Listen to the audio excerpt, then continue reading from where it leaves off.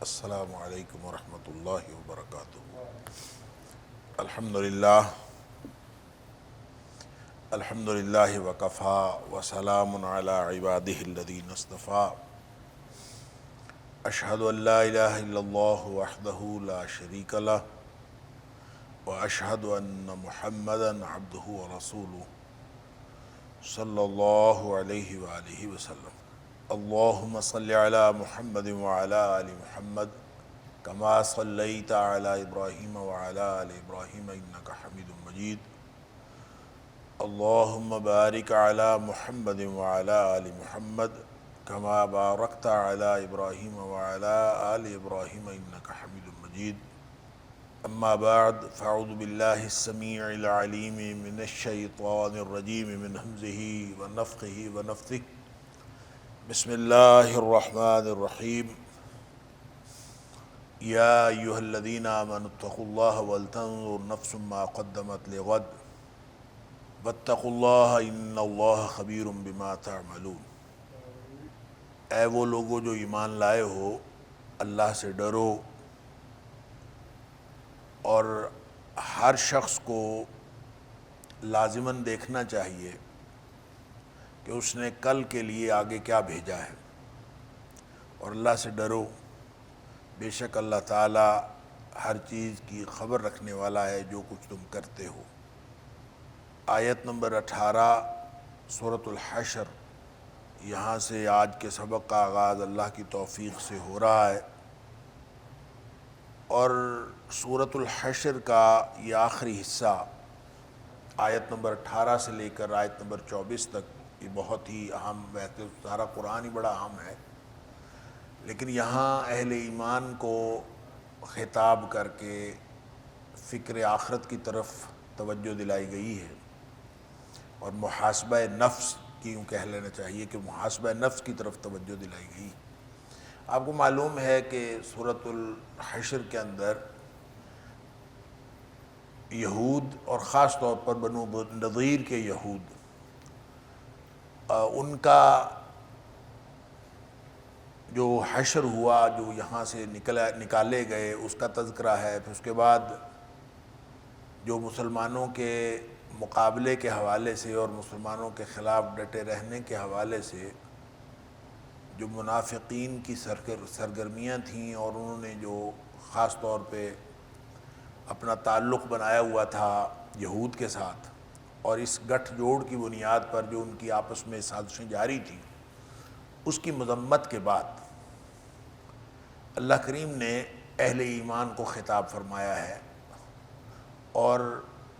ان اہل ایمان سے مراد صرف وہ لوگ نہیں ہیں جو بہت ہی خالص ایمان لانے والے اور ایمان کے اندر بہت آگے بڑھے ہوئے لوگ، صرف وہ اس سے مراد نہیں ہیں، بلکہ یہاں بھی اور پورے قرآن میں جہاں کہیں یا ایھا الذین آمنوا آتا ہے تو اس میں ہر وہ شخص شامل ہے جو ایمان کا دعویٰ رکھتا ہے، اور اس لیے کہ ایمان کا دعویٰ ہونا اور بات ہے، اور ایمان واقعتاً موجود ہونا یہ اور بات ہے۔ تو ایک شخص جو ایمان کا دعویٰ کرتا ہے وہ بھی اس کا مخاطب ہے، اور وہ شخص جو ایمان کے دعوے کے ساتھ حقیقتاً ایمان رکھتا بھی ہے وہ بھی اس کا مخاطب ہے۔ اور پورے قرآن میں یہی اسلوب ہے، جتنی بھی دفعہ 89 یا 90 دفعہ قرآن حکیم میں یہ یا ایھا الذین آمنوا کا خطاب آیا ہے، اور ہر دفعہ جہاں کہیں بھی یہ خطاب آیا ہے، ہر ایک کے بارے میں یہی ذہن میں رکھنا چاہیے کہ اس سے مراد صرف وہ حقیقی اہل ایمان نہیں ہیں، بلکہ حقیقی اہل ایمان کے ساتھ ساتھ وہ لوگ جو صرف دعوی ایمان رکھتے ہیں، ایمان بھلے ان کے دلوں میں موجود ہے یا نہیں، وہ بھی اس سے مراد ہے۔ اسی لیے میں اس کا جو جب ترجمہ کرتا ہوں عام طور پہ میں اس کا مفہوم یہ پیش کرتا ہوں کہ اے ایمان والوں کی بجائے اے ایمان کا دعویٰ کرنے والوں اس کا جواب ہونا چاہیے، اس کا معنی ہونا چاہیے، کیونکہ سارے ہی شامل ہوتے ہیں، دعویٰ کرنے والے ایمان والے بھی ہوتے ہیں اور دعویٰ کرنے والے ایمان کے بغیر بھی ہوتے ہیں۔ تو خاص طور پہ جب ہم نبی پاک صلی اللہ علیہ وآلہ وسلم کے اس دور میں دیکھتے ہیں تو پیچھے تذکرہ بھی ہوا یہود کے ساتھ منافقین کا جو گٹھ جوڑ تھا، اس کا تذکرہ ہوا، تو منافقین اس سے مراد ہیں، اور کیونکہ وہ بھی دعویٰ ایمان کرتے تھے تو ان کو بھی گویا خطاب کیا جا رہا ہے، اور جو واقعتاً ایماندار لوگ ہیں ان کو بھی خطاب کیا جا رہا ہے۔ اور یہ بات کہ یہ اس سے مراد ایمان کا دعویٰ ہے، دعویٰ کرنا ہے، اور اس سے مراد ایمان کا دعویٰ کرنے والے لوگ ہیں، یہ اس کی وضاحت سورۃ النساء کی آیت سے بھی ہو جاتی ہے، جس میں اللہ کریم نے فرمایا یا ایھا الذین آمنوا آمنو، اے ایمان والو ایمان لاؤ۔ تو گویا جو پہلے ایمان والا ہو وہ ایمان کیسے لائے گا؟ تو اس کا معنی یہ ہوگا اے ایمان کا دعویٰ کرنے والو کہ حقیقتاً ایمان لا کر بھی دکھاؤ۔ لہٰذا وہ سارے اس سے مراد ہیں۔ تو خاص طور پہ اس کانٹیکسٹ میں گویا جو منافقین اس وقت موجود تھے وہ بھی اس سے مراد ہیں، کیونکہ محاسبہ نفس کی اور فکر آخرت کی دعوت ان کو بھی دی گئی ہے جو خالی خولی دعوی ایمان رکھتے ہیں، اور ان کو بھی دی گئی ہے جو واقعتاً ایمان والے ہیں۔ اتقوا اللہ، اللہ سے ڈرو۔ اللہ سے ڈرو کا معنی یہ پہلے تقویٰ کا لفظ بہت دفعہ آ چکا اور اس کی وضاحت بھی بہت دفعہ ہو چکی، اور یہ کم و بیش مختلف یعنی اسلوب میں کم و بیش 500 بار قرآن حکیم میں اس کا جو اتقوا اللہ کا یا اللہ کا تقوی اختیار کرنے کا حکم آیا ہے۔ تو یہ میں پہلے بھی عرض کر چکا ہوں کہ دنیا کے جتنے قوانین ہیں سب میں دو چیزیں ہوتی ہیں، ایک ہوتا ہے ایکشن اور ایک ہوتا ہے انٹینشن، یعنی نیت، ارادہ، اور دوسری چیز ہوتی ہے عمل۔ عمل اور اس کے پیچھے نیت اور ارادہ کیا ہے، سارے قانون اسی چیز کو دیکھتے ہیں، اور وہ دیکھتے ہیں کہ عمل ظاہری طور پر کیا ہے، اس کے پیچھے ارادہ کیا ہے، کون آدمی کس نیت سے آیا، کیا کام کیا۔ لہذا جتنے بھی کام ہیں ان میں ایک نیت ہوتی ہے یا ارادہ، اور دوسرا ساتھ اس کا عمل۔ لیکن اسلام میں یہ ایک تیسری چیز ہے جو تقویٰ ہے، جو ہر عمل کے اندر شامل ہونا چاہیے۔ آپ نیت یہ کر کے جائیں کہ آپ نماز پڑھنے کے لیے جا رہے ہیں مسجد میں، نیت یہی ہو، اور ظاہری عمل نماز والا ہی ہو، اور اگر اس میں تقویٰ شامل نہیں ہے، کیا مطلب؟ یہ جذبہ شامل نہیں ہے کہ میں اپنی اللہ کی ناراضگی سے بچنا چاہتا ہوں اور اللہ کی خوشنودی حاصل کرنا چاہتا ہوں، یہ جذبہ اس کے اندر موجود نہیں ہے، تو اس عمل کا کوئی فائدہ نہیں ہے۔ لہذا قانون پر عمل درآمد ہو، عبادات کے اوپر عمل ہو، یا معاملات کی بات ہو، یا سماجی باتیں ہوں، یا معاشیات کے معاملات طے کیے جا رہے ہوں، جو کچھ بھی ہے پورے کا پورا اسلام وہ تقوی کے گرد گھومتا ہے کہ ایک قلبی کیفیت یہ ہونی چاہیے کہ آدمی کے دل میں ہر عمل کرنے سے پہلے یہ ذہن میں ہو کہ کہیں میرا اللہ ناراض نہ ہو جائے اور کہیں میں اللہ کی خوشنودی سے محروم نہ رہ جاؤں۔ یہ جذبہ جس کے دل کے اندر موجود ہوگا ہر عمل کرتے وقت، گویا کہ وہ شخص جو ہے وہ متقی ہوگا، اور یہی ہمیں حکم دیا گیا ہے کہ اتقوا اللہ، ہر معاملے میں اللہ سے ڈرو۔ اللہ سے ڈرو کا مطلب یہ ہے اللہ کی ناراضگی سے ڈرو، کہیں اللہ ناراض نہ ہو جائے۔ تو یہ کیفیت ہونی چاہیے۔ تو سارے اہل ایمان کو یہ تاکید کے ساتھ یہ کہا جا رہا ہے، اس چھوٹی سی آیت کے اندر 2 دفعہ یہ فرما دیا گیا۔ اتقوا اللہ شروع میں بھی یا ایھا الذین آمنوا اتقوا اللہ ولتنظر نفس ما قدمت لغد واتقوا اللہ۔ ہر جان کو یہ چاہیے کہ وہ دیکھے، ولتنظر نفس۔ اچھا دیکھیں یہاں پہ ایک اسلوب کے اندر بڑی ایک لطیف تبدیلی ہے۔ یا ایھا الذین آمنوا اتقوا اللہ، اے ایمان والو اللہ سے ڈرو، اور آگے یہ نہیں کہا کہ وانظروا ما قدمت لغد، اور دیکھو کہ تم نے کل کے لیے کیا بھیجا ہے، وانظروا نہیں کہا، حالانکہ عطف اسی پہ ہے اتقوا اللہ پہ، اور اسلوب بھی یہی ہونا چاہیے، وہی صیغہ ہونا چاہیے، اتقوا اللہ والا، امر والا۔ تو ولتنظر نفس ہے امر، لیکن اس کو غائب اس لیے بنایا ہر جان اس بات کا دھیان رکھے، ہر جان۔ کیا مطلب؟ اگر یہ وانظروا کہا جاتا تو اس سے مراد مخاطبین، صرف جن کو خطاب کیا جا رہا ہے وہ سامنے والے لوگ شامل ہو سکتے تھے۔ ماضی، حال، مستقبل کتنے لوگ ہیں، اور کتنے لوگ اس وقت موجود ہیں، کتنے لوگ موجود نہیں ہیں، کس تک بات پہنچی ہے، کس تک بات نہیں پہنچی۔ اللہ اکبر! یہ اسلوب جو ہے اس کے اندر یہ لطیف تبدیلی اس لیے ہے کہ ولتنظر نفس، ہر جان دیکھے، ہر جان دھیان رکھے، ہر شخص یہ دھیان رکھے ما قدمت لغد، اس نے کل کے لیے آگے کیا بھیجا ہے۔ قدم یقدم، تقدیم کا مطلب ہوتا ہے پیش کرنا، پریزنٹ کرنا، کوئی چیز پریزنٹ کرنا، کہ آپ نے کیا تقدیم کیا، آگے کیا بھیجا ہے۔ اپنے آگے کیا بھیجا ہے؟ کب لغد، کل کے لیے۔ کل سے مراد کیا ہے؟ کل کے مراد یہ ٹمورو، یہ آنے والا ٹمورو نہیں ہے جس کو ہم کہتے ہیں یہ جو کل آنے والا ہے، یہ مراد نہیں ہے، بلکہ اس سے مراد آخرت ہے۔ اور آخرت ایسے ہی ہے جیسے آج کے بعد کل آیا، ایسے ہی آخرت آئی، بھلے جتنی مرضی دور نظر آ رہی ہے۔ تو اس دنیا کے بعد اگلا مرحلہ جو ہے وہ آخرت کا ہے، اس لیے وہ بالکل ایسے ہی قریب ہے جیسے آنے والا کل قریب ہے، اسی طرح آخرت قریب ہے۔ جیسے وہ کہتے ہیں کہ ہر وہ چیز جو آنے والی ہے وہ قریب، تو یہ جو آخرت ہے چونکہ وہ اس کا وقوع پذیر ہونا یقینی ہے، لہذا وہ ایسے ہی ہے جیسے کل ہے، لغد، اس لیے اس کو غد فرما کے اس کو ایک انتہائی قریب کی چیز۔ اس کی وجہ یہ ہے کہ ہو سکتا ہے اگلا ہی لمحہ ہماری موت کا لمحہ ہو، اور جب موت کا لمحہ ہے اگلا لمحہ تو شاید کل بھی بہت دور ہے، ہم تو شاید چند منٹوں کے لیے اور چند گھنٹوں کے لیے بھی زندہ نہ رہ سکیں، یہ تو اللہ کو معلوم ہے۔ لہذا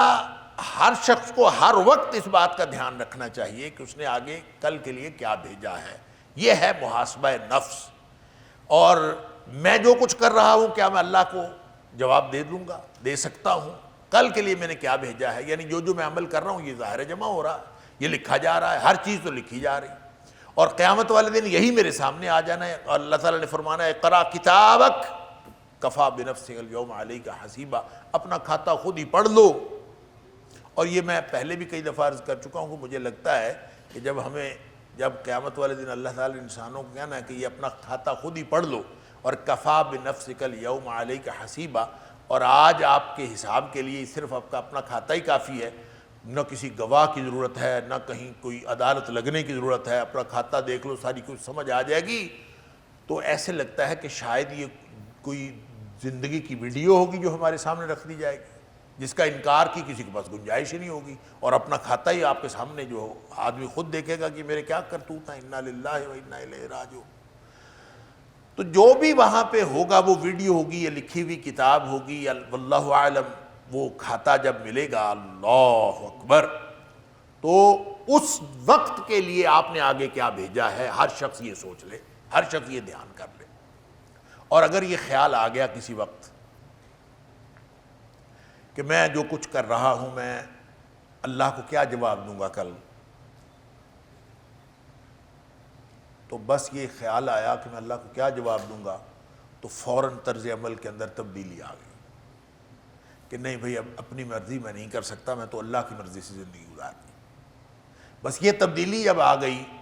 تو اللہ تعالیٰ فرماتا ہے جنت میں جانے کے لیے یہ تبدیلی کافی ہے۔ وَأَمَّا مَنْ خَافَ مَقَامَ رَبِّهِ وَنَهَى النَّفْسَ عَنِ الْهَوَىٰ، یعنی جس کو اپنے رب کے سامنے کھڑا ہونے سے ڈر گیا۔ کس بات سے ڈر گیا کہ کیا جواب دوں؟ لہذا میں تو بڑا کھلے عام نوجوانوں سے کہا کرتا ہوں کہ اگر آپ کے پاس، آپ ہر چیز کی لاجک مانگتے ہیں، آج کل لاجک کا دور ہے نا، کہتے ہیں لاجک کیا بنتی، تو ہر چیز کی آدمی دلیل مانگتا ہے، لاجک مانگتا ہے۔ کہ اگر آپ کے پاس کوئی دلیل ہے کہ جو کچھ ہم کر رہے ہیں ہم اس دلیل سے اللہ کو مطمئن کر لیں گے، اگر کوئی دلیل کسی کے پاس ہے تو موج کرے۔ ہمیں کوئی شوق نہیں ہے کہ ہم کہیں کہ لازماً کوئی نماز آپ نے میرے لیے نہیں پڑھنی، یا نماز جو ہے ہم نے کسی دوسرے کو فائدہ پہنچانے کے لیے نہیں پڑھنی، ہر شخص نے اپنے لیے پڑھنی۔ اور اگر کسی کے پاس جواب ہو کہ میں قیامت والے دن اللہ کو یہ جواب دے کے میں اللہ تعالیٰ کو مطمئن کر لوں گا، تو بھلے نماز نہ پڑھے۔ جس کے پاس یہ جواب ہو کہ میں اللہ تعالیٰ کو روزہ نہ رکھ کے بھی مطمئن کر لوں گا، تو وہ نہ رکھے۔ جس کے پاس یہ دلیل اور یہ جواز اور یہ جواب ہو کہ وہ اللہ کو مطمئن کر لے گا، تو پھر وہ موت کرے۔ اور اگر ایسا نہیں ہے، اللہ کے حکم کی خلاف ورزی کرنے کے بعد اللہ کے سامنے جانا اور اللہ کے سامنے کھڑا ہونا ہی ممکن نہیں ہے، تو اگر کسی کے دل میں یہ خوف پیدا ہو گیا، ذرا سا فَأَمَّا مَنْ خَافَ مَقَامَ رَبِّهِ، جس کے دل میں یہ خوف پیدا ہو گیا، اللہ اکبر، میں اللہ کے سامنے کھڑا ہوں گا تو میں کیا جواب دوں گا، وَنَهَى النَّفْسَ عَنِ الْهَوَىٰ، اس کے بعد اس کی زندگی بدل جاتی ہے۔ یہ ہو نہیں سکتا کہ اس کی زندگی اللہ کی کے سامنے کھڑا ہونے سے ڈرنے سے پہلے کی زندگی اور بعد کی زندگی ایک جیسی ہو، یہ ممکن نہیں۔ پھر وہ اپنی زندگی میں تبدیلی کرتا ہے، وَنَهَى النَّفْسَ عَنِ الْهَوَىٰ۔ اللہ تعالیٰ فرماتا ہے فَإِنَّ الْجَنَّةَ هِيَ الْمَأْوَىٰ، اس شخص کو جنت ملے گی، یہی جنت ہے، جنت ہے ہی ایسے لوگوں کا ٹھکانہ۔ لہٰذا ہر شخص بس یہ سوچے، محاسبہ نفس اسی کا نام ہے کہ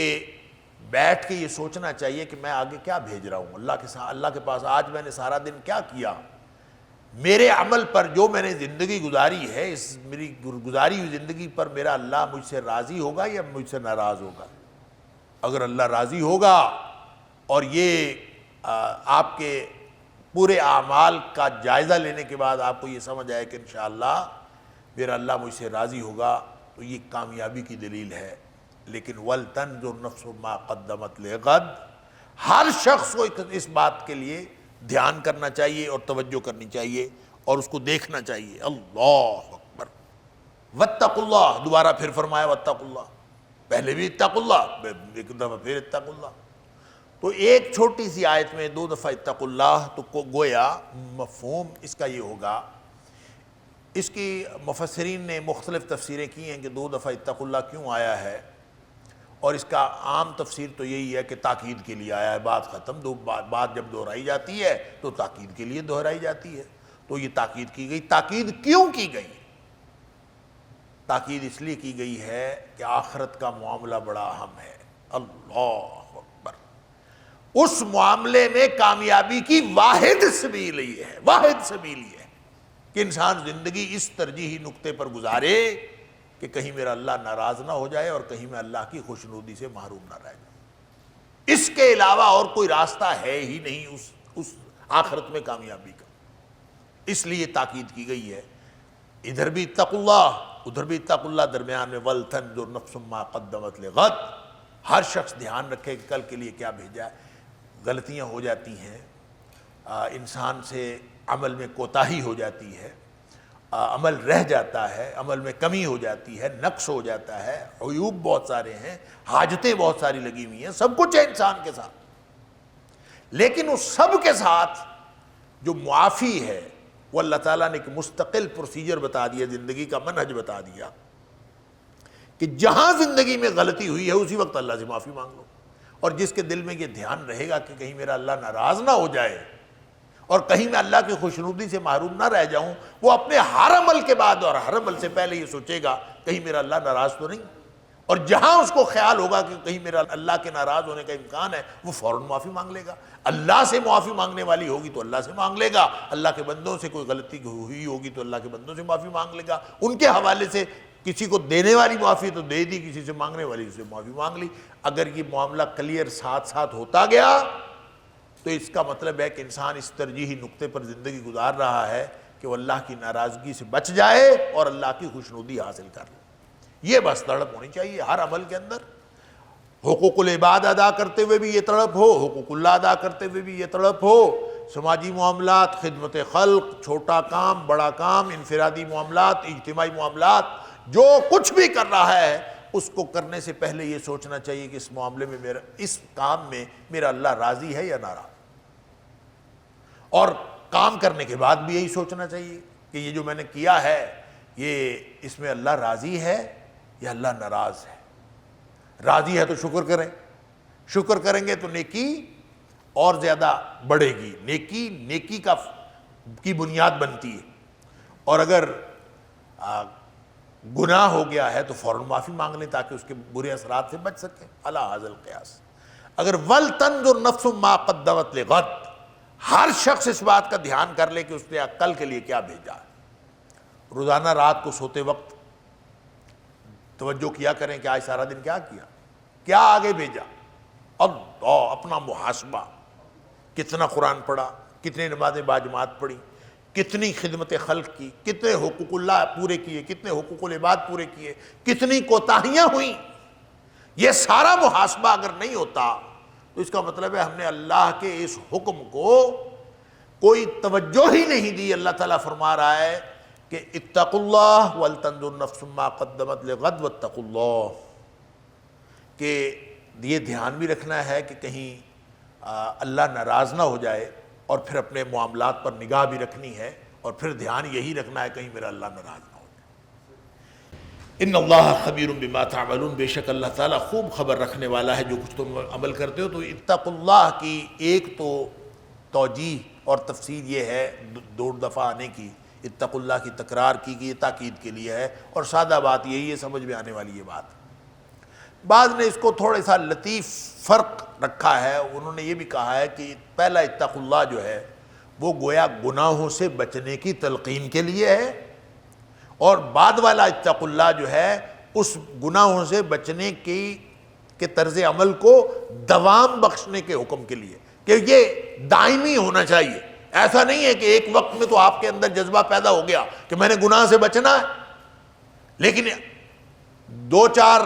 گھنٹے گزرے یا 2-4 دن گزرے تو اس کے بعد آپ کو توجہ ہی نہ ہو۔ نہیں، اتقوا اللہ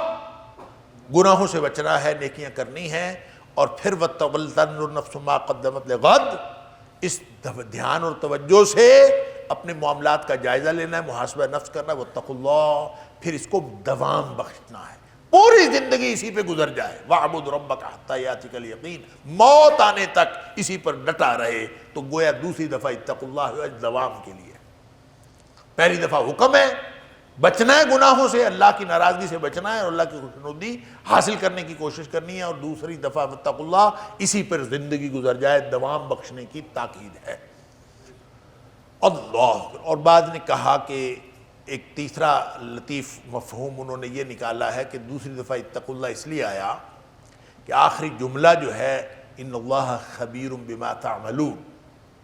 کہ بے شک اللہ تعالی خوب خبر رکھنے والا ہے جو تم عمل کر رہے ہو۔ اس فقرے کے ساتھ اتقوا اللہ کی توجہ دلانا ضروری تھا، جیسے وَلْتَنظُرْ نَفْسٌ مَا قَدَّمَتْ لِغَدٍ کے ساتھ، کہ ہر جان کو دیکھنا چاہیے اور ہر شخص کو دیکھنا چاہیے کہ وہ کل کے لیے آگے کیا بھیج رہا ہے، جیسے اس کے ساتھ اتقوا اللہ کی ضرورت تھی کہ کیا دیکھیں، یعنی کس بات کا دھیان رکھیں۔ دھیان اس بات کا رکھنا ہے ہر عمل سے پہلے یہ سوچنا ہے کہ کہیں میرا اللہ ناراض تو نہیں ہے، کہیں میں اس عمل کی وجہ سے اللہ کی خوشنودی سے محروم تو نہیں رہ جاؤں۔ ہر وہ کام لازماً کرنا جس میں اللہ کی خوشنودی کا امکان ہے، اور ہر وہ کام اور ہر اس گناہ سے لازماً بچنا ہے جس میں اللہ تعالیٰ کے ناراض ہونے کا امکان ہے، یہ دھیان رکھنا ہے۔ اچھا، یہ پہلی دفعہ اتقوا اللہ وَلْتَنظُرْ نَفْسٌ مَا قَدَّمَتْ لِغَدٍ، یہ تو ہو گیا اس کے ساتھ کہ ہر شخص جو ہے وہ اللہ تعالیٰ کی ناراضگی سے بچنے کی تڑپ رکھے اور اللہ کی خوشنودی حاصل کرنے کی تڑپ رکھے، اور دھیان رکھے کہ وہ کیا آگے بھیج رہا ہے۔ تو یہ تو اتقوا اللہ کے ساتھ ہو گیا، وَلْتَنظُرْ نَفْسٌ مَا قَدَّمَتْ لِغَدٍ کے ساتھ اتقوا اللہ ہو گیا۔ اب اگلا جملہ جو ہے ان اللہ خبیر بما تعملون، یہ بھی اتنا ہی اہم جملہ ہے جتنا اہم وہ تھا، اور اس اہم جملے کو بے شک اللہ خوب جانتا ہے جو تم عمل کر رہے ہو۔ یہ جو انا جب آتا ہے نا، انا، تو ترجمہ تو ہم سارے اس کا بے شک ہی کرتے ہیں، بلا شبہ ہی کرتے ہیں۔ اصل میں انا جہاں کہیں بھی آتا ہے، اہل لغت اور مفسرین یہ کہتے ہیں علماء کہ یہ اصل میں تعلیل کے لیے ہوتا ہے۔ تعلیل کا معنی یہ ہوتا ہے کہ پیچھے جو بات بیان ہوئی ہوتی ہے یہ اس کی وجہ بیان کرتا ہے، پیچھے جو بات بیان ہوئی ہوتی ہے یہ اس کی وجہ بیان کرتا ہے۔ اب پیچھے بات کیا تھی؟ اتقوا اللہ، حکم کیا تھا؟ اتقوا اللہ، اور وَلْتَنظُرْ نَفْسٌ مَا قَدَّمَتْ لِغَدٍ، یہ حکم تھا۔ اب آگے آ کے یہ اہم حکم دوبارہ دیا، ان اللہ خبیر بما تعملون، بے شک اللہ تعالیٰ تمہارے تمام اعمال کی خبر رکھنے والا ہے۔ تو وہ جو اتقوا اللہ تھا جس کا ڈائریکٹ اس کے ساتھ تعلق تھا کہ بے شک اللہ تعالیٰ سارے اعمال، کیونکہ اللہ سارے اعمال کی خبر رکھتا ہے اس لیے اتقوا اللہ کرو، تو وہ رہ گیا تھا پچھلے جملے سے پیچھے۔ پچھلا جملہ اس سے دوسرے اتقوا اللہ سے پچھلا جملہ کون سا تھا؟ وَلْتَنظُرْ نَفْسٌ مَا قَدَّمَتْ لِغَدٍ، اور اس کے پیچھے رہ گیا تھا اتقوا اللہ۔ تو اس لیے انا کی جو تعلیل تھی اس تعلیل کے ساتھ اتقوا اللہ کو جوڑنے کے لیے دوبارہ اتقوا اللہ آ گیا، یہ تاکہ یہ پتہ چلے کہ جس چیز کا دھیان رکھنا ہے وہ بھی اتقوا اللہ ہے، اور جس چیز کو ذہن میں یہ رکھنا ہے کہ اللہ تعالیٰ ہر چیز، چونکہ اللہ تعالیٰ ہر چیز کی خبر رکھنے والا ہے اور ہر اس عمل کی جو ہم کر رہے ہیں وہ خبر رکھنے والا ہے، اس لیے اتقوا اللہ کرنا ہے۔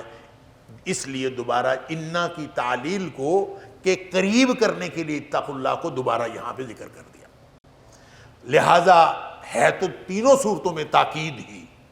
لیکن یہ لطیف فرق ہیں مفسرین کی بتائی ہوئی تفسیر کے، اور تینوں کے اندر کوئی فرق نہیں ہے اہمیت کے اعتبار سے کہ تینوں میں ہی تاکید ہے اتقوا اللہ۔ ہر لمحہ اس طرح زندگی گزرے کہ میرا اللہ کہیں ناراض نہ ہو جائے اور میں کہیں اللہ کی خوشنودی سے محروم نہ، کوئی نیکی ہاتھ سے نکل نہ جائے اور کوئی گناہ مجھ سے سرزد نہ ہو جائے، کوئی اللہ کی نافرمانی کا کام مجھ سے نہ ہو جائے اور کوئی اللہ کی فرمانبرداری کام ہونے سے رہ نہ جائے۔ اگر یہ طبیعت کے اندر ہوگا تو پھر نگاہ بھی ہوگی اپنے معاملات پر، اور پھر اس بات کو ہر وقت ذہن میں رکھیں کہ اللہ تعالیٰ ہر چیز کو جانتا ہے۔ جب اللہ تعالیٰ ہر چیز کو جانتا ہے اور اللہ دیکھ رہا ہے، دیکھیں ایک سادہ سا فقرہ کسی نے اردو میں لکھا تھا، دیکھو اللہ دیکھ رہا ہے، دیکھو اللہ دیکھ رہا، یہ اس آیت کا مفہوم ہے۔ ہر کام سے پہلے یہ دیکھو اللہ دیکھ رہا ہے، اور دیکھو کل کے لیے تم کیا بھیج رہے ہو، تم کیا کر رہے ہو، اللہ دیکھ رہا ہے۔ تو بس یہ مفہوم ہے، دیکھو اللہ دیکھ رہا ہے۔ اللہ اکبر، یا ایھا الذین آمنوا اتقوا، یعنی اس سے بڑا محاسبہ نفس نہیں ہو سکتا کہ میں جو حرکتیں کر رہا ہوں میرا اللہ مجھے دیکھ۔ اچھا، آپ نیکی کرتے وقت بھی یہ ذہن میں رکھیں، یہ صرف برائی سے بچتے وقت نہیں، نیکی کرتے وقت بھی یہ ذہن میں ہونا چاہیے کہ میرا اللہ مجھے دیکھ رہا۔ اللہ اکبر،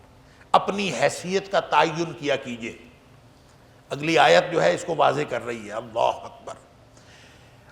ہر نیکی کرتے وقت اور ہر گناہ سے بچتے وقت اپنی حیثیت کا تعین کیا کیجئے اس کائنات کے اندر کہ آپ کہاں ہیں اور آپ کو دیکھنے والا اللہ کہاں ہے، آپ کے اعمال کی خبر رکھنے والا اللہ کہاں ہے۔ اللہ اکبر،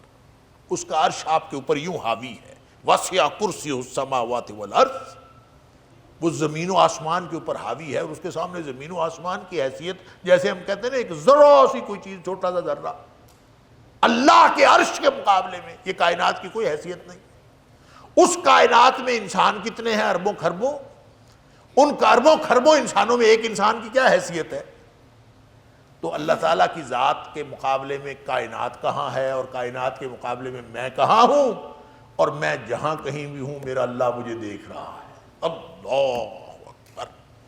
یہ جب ذہن میں آتا ہے، یہ خیال آتا ہے، تو پھر قیام کرتے ہوئے بھی سمجھ آ جاتی ہے کہ میرا اللہ مجھے دیکھ رہا ہے، پھر رکوع میں بھی سمجھ آتی ہے کہ میں اس اللہ کے سامنے جھکا ہوا ہوں، پھر سجدے میں بھی سمجھ آتی ہے کہ میں نے کس ذات کے سامنے سجدہ کیا ہے جو مجھے دیکھ رہا ہے۔ بھری کائنات میں اور اس بہت بڑی کائنات میں میری حیثیت اگرچہ ذرے سے بھی کم ہے، لیکن میرا اللہ مجھے دیکھ رہا۔ یہ وہ ہے، یہ ہے جس کا دھیان رکھنا ہے۔ وَلْتَنْظُرْ نَفْسٌ مَا قَدَّمَتْ لِغَدٍ۔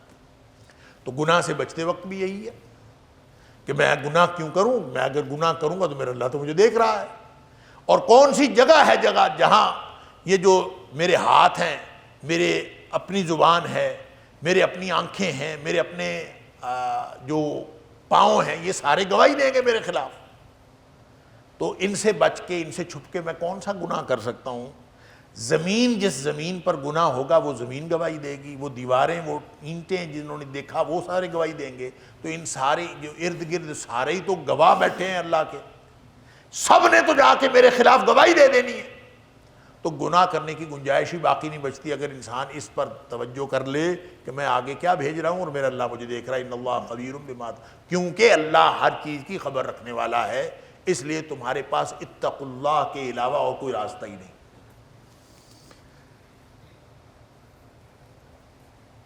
وَلَا تَكُونُوا كَالَّذِينَ نَسُوا اللَّهَ فَأَنسَاهُمْ أَنفُسَهُمْ، اور ان لوگوں کی طرح نہ ہو جاؤ جنہوں نے اللہ کو بھلا دیا۔ اللہ، جن کو یاد ہی نہیں کہ میرا پیدا کرنے والا کون تھا، میں دنیا میں کیوں آیا، میرا مقصد کیا ہے، میں جانا کہاں ہے۔ خالق کو ہی بھول گئے، نسوا اللہ۔ کبھی ذہن میں یہ نہیں رہتا کہ میرا اللہ مجھے دیکھ رہا ہے، بھول گئے۔ اللہ تعالیٰ فرماتا ہے پھر اس کا فَأَنْسَاهُمْ أَنفُسَهُمْ أُولَئِكَ هُمُ الْفَاسِقُونَ، اس کا نتیجہ یہ ہوتا ہے فَأَنْسَاهُمْ، پھر اللہ نے بھلا دیا ان کو، انفسہم، اپنی جانوں، اپنی جان نہیں بھلا دی، اپنا آپ بھلا دیا۔ جو اللہ کو بھلا دیتا ہے اللہ اس کو اپنا آپ بھلا دیتا ہے۔ ابھی جو میں عرض کر رہا تھا نا پچھلی آیت کی تشریح میں کہ ہر نیکی کرتے وقت اپنے مقام کا تعین کیجئے کائنات کے اندر، اور ہر گناہ سے بچتے وقت اپنے مقام کا تعین کیجئے کائنات میں، اور اپنے اللہ کے ساتھ تعلق قائم کیجئے۔ میرا اللہ کہاں ہے، میں کہاں ہوں، میرا اللہ کہاں سے مجھے دیکھ رہا، ہر لمحہ میرا اللہ مجھے دیکھ رہا۔ اور جب کوئی شخص اللہ کو بھلا دیتا ہے تو وہ اپنا آپ بھول جاتا ہے، اس کو سمجھ نہیں آتی میں کہاں ہوں، وہ اپنی جان کو، اس کو نہ اپنے فائدے نقصان کی کوئی فکر رہتی ہے، نہ اس کو اپنی آخرت کی کوئی فکر رہتی ہے، بس وہ ایک یعنی جس طرح سے معاشرہ چل رہا ہے، جس طرف سیلاب چل رہا ہے، خس و خاشاک کی طرح معاشرے کے سیلاب میں بہتا چلا جاتا ہے، اس کی کوئی حیثیت نہیں ہوتی، وہ اس کو اپنا آپ بھول جاتا ہے۔ فَأَنْسَاهُمْ أَنفُسَهُمْ، بس اللہ ان کو اپنا آپ بھلا دیتا ہے، جو شخص اللہ کو بھلا دیتا ہے۔ تو اللہ کو بھلانے کا کیا مطلب ہے کہ آپ کو کسی وقت اپنا مقصد تخلیق یاد نہ رہے، آپ کو پیدا کرنے والا یاد نہ رہے، آپ کو یہی نہ یاد رہے کہ میں اس دنیا میں آیا کس لیے ہوں، مقصد زندگی فوت ہو گیا، نہ یہ پتہ چلا کہ میں نے یہاں سے مر کے جانا ہے، نہ یہ پتہ چلا کہ میں نے آگے کے لیے کیا بھیجا ہے، نہ کبھی یہ خوف لاحق ہوا کہ میں اللہ کو جواب کیا دوں گا اپنے اعمال کا، جس کو یہ سارے سوالات ذہن میں ابھرتے ہی نہیں۔ اس کا مطلب ہے اس نے اللہ کو بھلا دیا ہے، اور اس کی سزا دنیا میں یہ ملتی ہے، جو آخرت میں ملنی ہے وہ تو ملنی دنیا میں یہ سزا ملتی ہے۔ فَأَنْسَاهُمْ أَنفُسَهُمْ، اللہ تعالیٰ ان کو اپنا آپ بھلا دیتا، پھر ان کو اپنا ذاتی فائدہ نقصان بھی سمجھ نہیں آتا کہ میرا فائدہ کس میں ہے اور میرا نقصان کس میں ہے۔ اللہ، یہ جو بار بار دعا ہے نا اہدنا الصراط المستقیم، اہدنا الصراط المستقیم، اس میں یہ ساری توفیقات شامل ہیں کہ اللہ مجھے اس بات کی بھی توفیق دے کہ میں ہر وقت تجھے یاد رکھوں، اللہ مجھے اس بات کی بھی توفیق دے کہ میں ہر لمحے ہر کام کرتے وقت میں سیدھے رستے پر چلوں، ہر کام کرتے وقت، یعنی صرف ایک سیدھے رستے پہ نہیں، ہر معاملے، جیسے اللہ تعالیٰ نے سورۃ المائدہ کے اندر فرمایا کہ جب کوئی شخص جو ہے وہ اللہ کے راستے پر چل پڑتا ہے اور اللہ تعالیٰ کی خوشنودی چاہتا ہے تو اللہ تعالیٰ فرماتا ہے کہ ہم اس کو ہدایت کے راستے بتا دیتے ہیں، ہدایت کے راستے بتا دیتے ہیں۔ اب یہ جو سبل الہدا، سبل کا مطلب راستے، اس کا مطلب ہدایت کے راستے جو ہیں وہ ہر عمل کا ایک ہدایت کا راستہ ہے، ہر کام کا ایک ہدایت کا راستہ ہے، ہر لمحے کی ہدایت مختلف ہے۔ لہذا جس کو پریکٹیکل وزڈم کہتے ہیں کہ ہر عمل کی جو حکمت ہے وہ حاصل ہو جائے کہ میں نے کس وقت کون سا عمل کرنا ہے، کس وقت کون سا عمل بہتر ہے، میں ایک ایک چھوٹے چھوٹے عمل سے لے کر بڑے بڑے منصوبوں تک سب میں اللہ تعالیٰ کی مدد شامل حال ہو جاتی ہے۔ یہ ہے اہدنا الصراط المستقیم۔ لہذا جو شخص اللہ کو یاد رکھتا ہے پھر اللہ تعالیٰ اس کے ساتھ ہوتا ہے۔ مع الذین اتقوا، جو اتقوا اللہ والی زندگی گزارتے ہیں اللہ ان کے ساتھ ہوتا ہے، اور جن کے ساتھ اللہ ہوتا ہے ان کو اور کیا چاہیے؟ پھر مشکل سے مشکل صورت ہو، اللہ سامنے ہو، اللہ پاس ہو، اللہ ساتھ ہو، تو جتنی مرضی مشکل آ جائے۔ تو اسی لیے جن مشکلات کے مواقع اللہ تعالیٰ نے قرآن میں خاص طور پر بیان فرمائے ہیں اور جس میں اللہ تعالیٰ کی معیت نے فائدہ دیا اور اللہ تعالیٰ کی معیت کے علاوہ اور کوئی چیز اس وقت فائدہ دینے والی نہیں تھی، ان میں مثال کے طور پر جب غار ثور میں نبی اکرم صلی اللہ علیہ وسلم اور حضرت ابوبکر صدیق رضی اللہ تعالیٰ عنہ تھے اور دشمن اوپر پہنچ گئے تھے، تو صدیق اکبر کو اپنی وجہ سے نہیں، نبی پاک صلی اللہ علیہ وسلم کی ذات اقدس کی وجہ سے ذرا خوف محسوس ہوا، یہ اب کیا بنے گا؟ تو نبی کریم صلی اللہ علیہ وسلم فرمایا تھا، اللہ تعالیٰ نے قرآن میں ذکر کیا، لا تحزن ان اللہ معنا، اللہ ہمارے ساتھ ہے، مسئلہ ہی کوئی نہیں۔ اللہ، اور سامنے سمندر دیکھ کر جب ساتھ تھے بنی اسرائیل موسیٰ علیہ السلام کے، اور اس قدر پکڑے جانا اور دشمن کے نرغے میں چلے جانا، اور موت یقینی تھی اس قدر کہ قرآن کہتا ہے کہ انہوں نے کہا وَإِنَّا لَمُدْرَكُونَ، ہم لازماً پکڑے گئے، اب تو کوئی راستہ ہی نہیں، لَمُدْرَكُونَ، ہم پکڑے گئے، پیچھے فوج ہے، آگے سمندر ہے، پکڑے جانے کے علاوہ اور راستہ کون سا ہے؟ اور بائبل میں لکھا کہ انہوں نے موسیٰ علیہ السلام سے کہا کہ موسیٰ، کیا مصر میں ہمارے مرنے کے لیے قبریں نہیں تھیں جو تو مرنے کے لیے ہمیں اتنی دور لے آئے؟ یعنی مرنا یقینی، پکڑے بھی گئے، مرنا یقینی۔ تو موسیٰ علیہ السلام نے کیا فرمایا تھا؟ اِنَّ مَعِیَ رَبِّی سَیَہْدِینِ، میرا رب میرے ساتھ ہے، وہ عنقریب کوئی نہ کوئی راستہ نکال لے گا، سَیَہْدِین، وہ عنقریب کوئی نہ کوئی راستہ نکالے گا۔ جب وہ ساتھ ہے تو پھر مسئلہ کیا؟ اور وہ ان کے ساتھ ہوتا، اسی لیے فرمایا اتقوا اللہ والی زندگی گزارو، یا ایھا الذین آمنوا اتقوا اللہ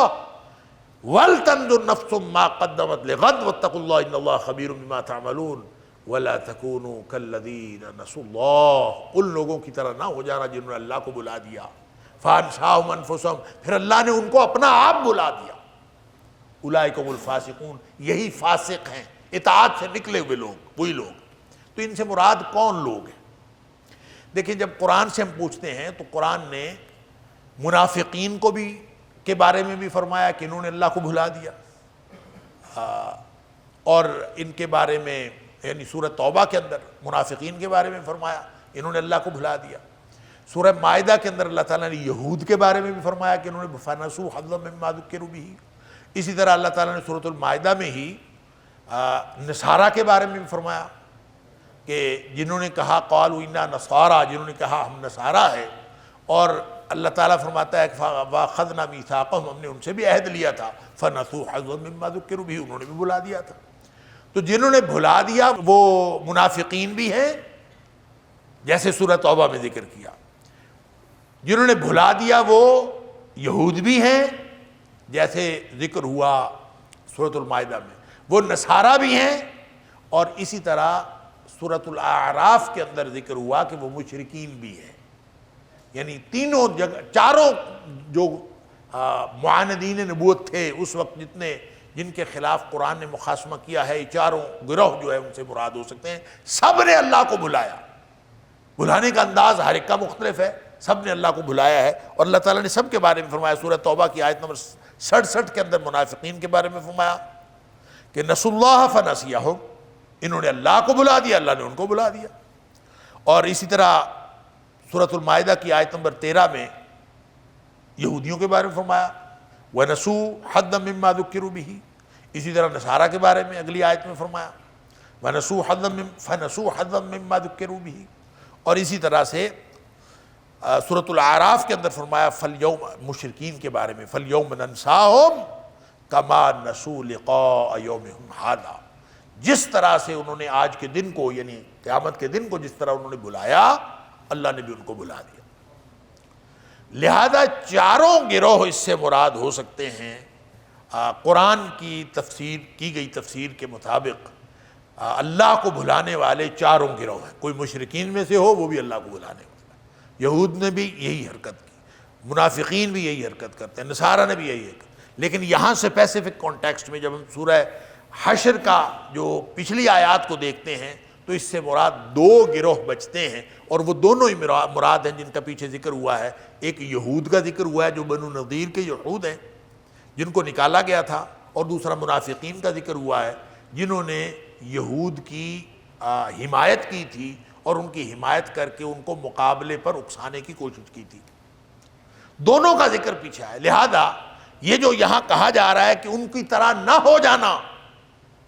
تو قریب ترین جن دو گروہوں کا ذکر آیا ہے وہ یہود اور منافقین ہے کہ ان کی طرح نہ ہو جانا، کہ انہوں نے اللہ کو بھلایا، پھر انہوں نے اللہ تعالیٰ نے ان کو ان کی اپنی جانیں بھلا دی، اپنا آپ بھلا دی، یہ تو فاسق ہے، ان کی طرح نہ ہو جانا۔ یہ بالکل اسی طرح سے ہے کہ جیسے ایک بات واضح کرنے کے لیے جیسے قرآن نے کہا کہ اہدنا الصراط المستقیم صراط الذین انعمت علیہم، اللہ ہمیں سیدھے رستے پر لے کے چل۔ کون سا سیدھا رستہ؟ ان لوگوں کا سیدھا رستہ جن پر تو نے انعام کیا۔ پھر اس کی وضاحت کے لیے صرف سمجھانے کے لیے فرما دیا غیر المغضوب علیہم ولا الضالین، ان لوگوں کا راستہ نہ دکھانا جن کے اوپر تیرا غضب ہوا اور جو گمراہ ہوئے۔ تو اسی طرح فرمایا کہ وَلَا تَكُونُوا كَالَّذِينَ نَسُوا اللَّهَ، اتقوا اللہ والی زندگی گزارنی ہے، ہر وقت یہ دھیان رکھنا ہے کہیں میرا اللہ ناراض نہ ہو جائے اور کہیں میں اللہ کی حسن سے محروم نہ رہ جاؤں، اور ان لوگوں کی طرح زندگی نہیں گزارنی جنہوں نے اللہ کو بھلا دیا ہے، اور جو اللہ کو بھلا دیتے ہیں اللہ ان کو بھلا دیتا ہے، ان کو اپنا آپ بھی بھلا دیتا ہے۔ اولئک هم الفاسقون، یہ لوگ فاسق ہیں۔ ان هذا القرآن يهدي للتي هي اقوم ويبشر المؤمنين الذين يعملون الصالحات ان لهم اجرا كبيرا۔